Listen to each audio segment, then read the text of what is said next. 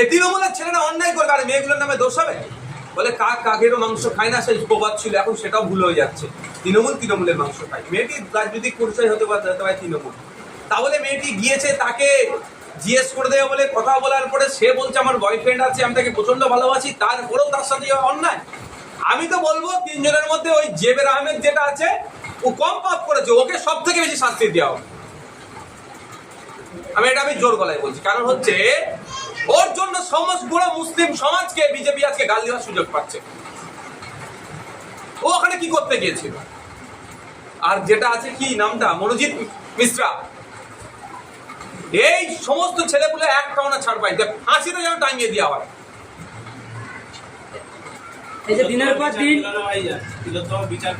আন্দোলন চলছে, লড়াই আমরা চলছে। বিজেপি কৌশলে তৃণমূলকে সুবিধা করে দিল, তিলোত্তমা না বিচার পায়।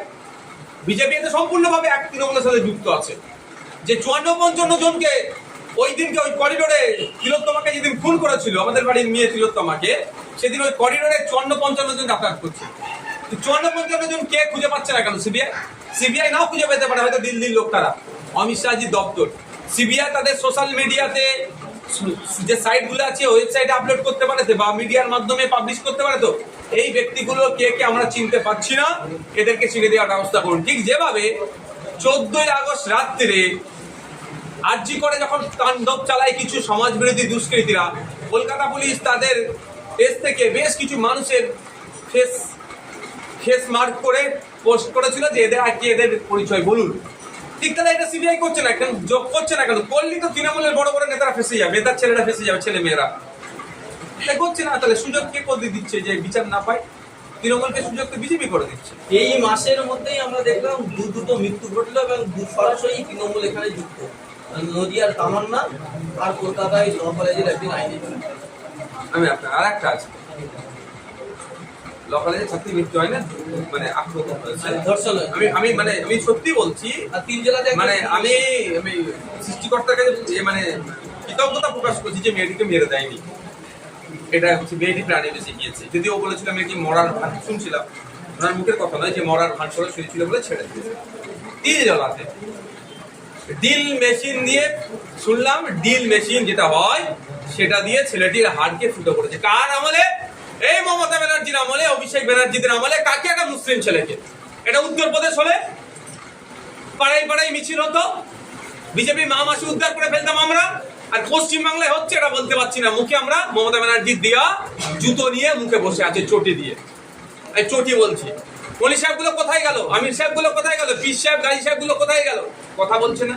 মানে ছেলেটি কত কষ্ট পেয়েছে, সেকেন্দাররা, নাম সেকেন্দার, কত কষ্ট হয়ে ডিল মেশিন দিয়ে তাকে ফুটো করেছে গায়ে।